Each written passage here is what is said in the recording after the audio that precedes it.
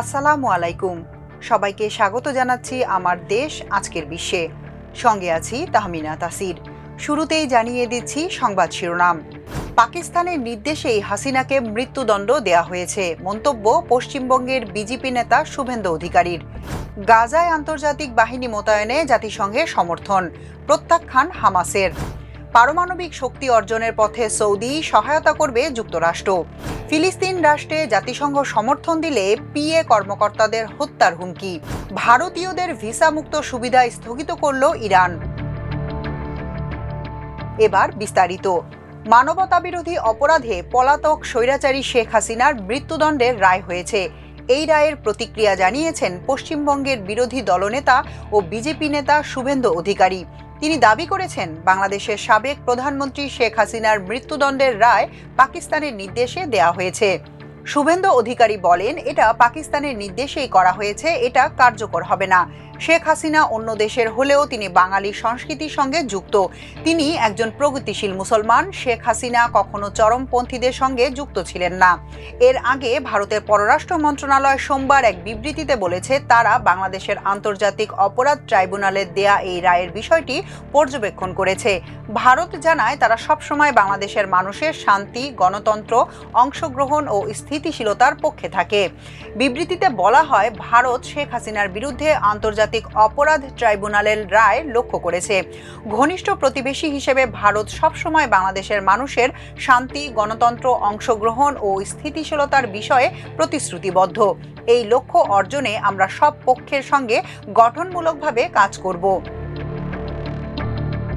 ফিলিস্তিনের গাজা ইস্যুতে মার্কিন প্রেসিডেন্ট ডোনাল্ড ট্রাম্পের ২০ দফা পরিকল্পনা সমর্থন করে যুক্তরাষ্ট্রের খসড়া প্রস্তাব পাশ করেছে জাতিসংঘ নিরাপত্তা পরিষদ। নিরাপত্তা পরিষদের ১৩টি সদস্য দেশ এই প্রস্তাবের পক্ষে ভোট দেয়। তবে গাজার শাসক দল হামাস এই প্রস্তাব সরাসরি প্রত্যাখ্যান করেছে। গাজা সংকট সমাধানে ডোনাল্ড ট্রাম্পের ২০ দফা পরিকল্পনা অনুযায়ী যুক্তরাষ্ট্রের খসড়া প্রস্তাবটির পক্ষে ভোট দিয়েছে জাতিসংঘ নিরাপত্তা পরিষদ।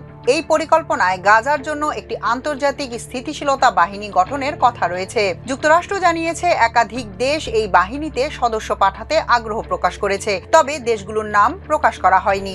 নিরাপত্তা পরিষদের ভোটাভুটিতে যুক্তরাজ্য, ফ্রান্স ও সোমালিয়া সহ ১৩টি দেশ প্রস্তাবের পক্ষে ভোট দেয়। কোনো দেশ বিরোধিতা করেনি, তবে রাশিয়া ও চীন ভোটদানে বিরত থাকে। হামাস এই প্রস্তাব প্রত্যাখ্যান করেছে। তাদের দাবি, এটি ফিলিস্তিনিদের অধিকারের দাবি পূরণ করে না। বিবৃতিতে হামাস বলেছে, পরিকল্পনাটি গাজায় আন্তর্জাতিক অভিভাবকত্ব চাপিয়ে দিচ্ছে, যা ফিলিস্তিনি জনগণ ও তাদের বিভিন্ন গোষ্ঠী মানতে রাজি নয়।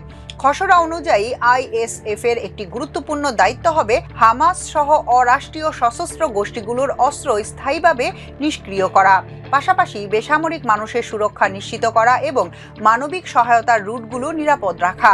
এজন্য ট্রাম্পের শান্তি পরিকল্পনা অনুযায়ী হামাসকে অস্ত্র জমা দিতে হবে। এছাড়া আইএসএফ ইসরায়েল ও মিশরের সঙ্গে সমন্বয় করে কাজ করবে বলেও উল্লেখ করা হয়। একই সঙ্গে গাজায় নতুন করে প্রশিক্ষিত একটি ফিলিস্তিনি পুলিশ গঠনের কথাও বলা হয়েছে, যদিও এতদিন পুলিশ বাহিনী হামাসের আওতাধীন ছিল।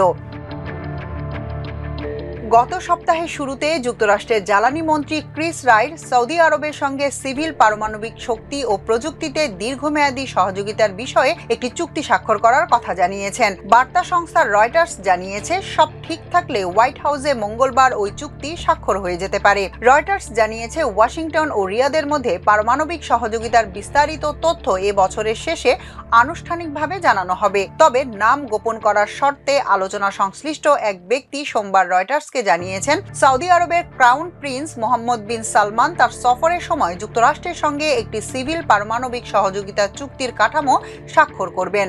মার্কিন প্রেসিডেন্ট ডোনাল্ড ট্রাম্প সব ঠিক থাকলে এদিনই চুক্তি স্বাক্ষর করতে পারেন। মার্কিন পররাষ্ট্র দপ্তরের মতে, মার্কিন আইনে সাধারণত অন্য কোনো দেশের কাছে উল্লেখযোগ্য পারমাণবিক উপকরণ যেমন রিঅ্যাক্টর জ্বালানি, রিঅ্যাক্টর সরঞ্জাম বা গুরুত্বপূর্ণ উপাদান রপ্তানি করতে হলে আগে একটি ১২৩ এগ্রিমেন্ট থাকা বাধ্যতামূলক।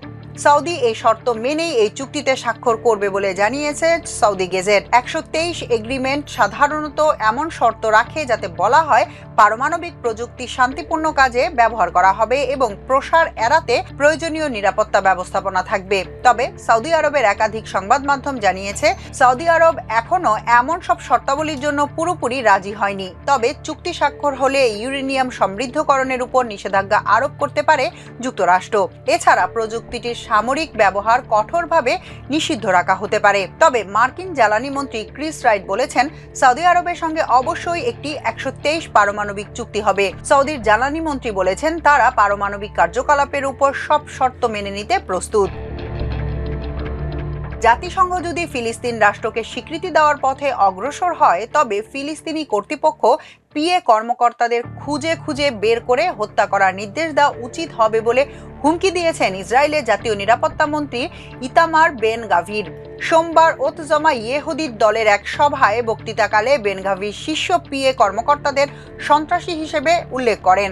বেন গাভিরের হুমকির বরাত দিয়ে জেরুজালেম পোস্টের খবরে বলা হয় যদি তারা ফিলিস্তিনি সন্ত্রাসী রাষ্ট্রকে স্বীকৃতি দেওয়ার প্রক্রিয়া ত্বরান্বিত করে এবং জাতিসংঘ একটি ফিলিস্তিন রাষ্ট্রকে স্বীকৃতি দেয় তাহলে ফিলিস্তিনি কর্তৃপক্ষের জ্যেষ্ঠ কর্মকর্তাদের বেছে বেছে হত্যা করার নির্দেশ দেওয়াই উচিত হবে, কারণ সব দিক থেকেই তারা সন্ত্রাসী। এদিকে ফিলিস্তিনের পররাষ্ট্র মন্ত্রণালয় ও প্রেসিডেন্টের কার্যালয় থেকে আলাদাভাবে বিবৃতি দিয়ে বেন গাভিরের এই মন্তব্যের তীব্র নিন্দা জানানো হয়। সামাজিক যোগাযোগ মাধ্যম এক্সে এক পোস্টে ফিলিস্তিনের পররাষ্ট্র মন্ত্রণালয় থেকে বলা হয় ইসরায়েলের কর্মকর্তাদের এ ধরনের মন্তব্য পদ্ধতিগত উস্কানি। মন্ত্রণালয় থেকে এ ধরনের মন্তব্যের জন্য বেন গাভিরকে জবাবদিহির আওতায় আনতে আন্তর্জাতিক সম্প্রদায়কে কার্যকর পদক্ষেপ নেওয়ারও অনুরোধ জানানো হয়। ফিলিস্তিনের প্রেসিডেন্টের কার্যালয় থেকে বলা হয় বেন গাভিরের এ ধরনের মন্তব্যের দায় ইসরায়েল সরকারকেই নিতে হবে। ভারতীয় নাগরিকদের জন্য ইরানে ভিসা মুক্ত প্রবেশের সুবিধা স্থগিত করেছে দেশটি। আগামী 22 নভেম্বর থেকে এই সিদ্ধান্ত কার্যকর হবে। সম্প্রতি বেশ কিছু ভারতীয়কে ভুয়া চাকরির প্রলোভন দেখিয়ে ইরানে পাচার এবং পরে মুক্তিপণের জন্য অপহরণের ঘটনা সামনে আসার পর এই পদক্ষেপ নেওয়া হয়েছে। আগামী 22 নভেম্বর থেকে এই সিদ্ধান্ত কার্যকর হবে। সেদিন থেকে সাধারণ পাসপোর্টধারী সব ভারতীয় নাগরিকের ইরানে প্রবেশ ও ট্রানজিটের জন্য ভিসা লাগবে। ভারতের পররাষ্ট্র মন্ত্রণালয় জানিয়েছে সংগঠিত মানব পাচার চক্র যেন এই ভিসা মুক্ত সুবিধার অপব্যবহার করতে না পারে সেই লক্ষ্যে এই সিদ্ধান্ত।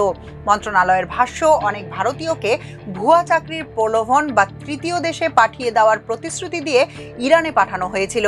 তাদের বলা হয়েছিল ইরানের ভিসা মুক্ত প্রবেশ ব্যবস্থা ব্যবহার করলেই যাত্রা সহজ হবে, কিন্তু তেহরানে পৌঁছানোর পর বহুজনকে মুক্তিপণের জন্য অপহরণ করা হয়। পররাষ্ট্র মন্ত্রণালয় জানিয়েছে সরকারের নজরে এসেছে যে বেশ কিছু ভারতীয় নাগরিককে ভুয়া চাকরির প্রতিশ্রুতি বা অন্য দেশে যাত্রার নিশ্চয়তা দেখিয়ে ইরানে পাঠানো হয়েছে। সাধারণ ভারতীয় পাসপোর্টধারীদের জন্য থাকা ভিসা মওকুফ সুবিধার সুযোগ নিয়ে তাদের এই পথে যেতে প্রলুব্ধ করা হয়। ইরানে পৌঁছে তাদের অনেককে মুক্তিপণের জন্য অপহরণ করা হয়েছে। এর প্রতিক্রিয়া ইরান সরকার ভিসা মুক্ত প্রবেশ ব্যবস্থা স্থগিত করেছে যাতে এই সুবিধার অপব্যবহার আর না বাড়ে। এখনকার মতো এ পর্যন্তই। সবাই ভালো থাকুন, সুস্থ থাকুন আমার দেশের সঙ্গে। চ্যানেলটি ভালো লাগলে সাবস্ক্রাইব করুন। আল্লাহ হাফেজ।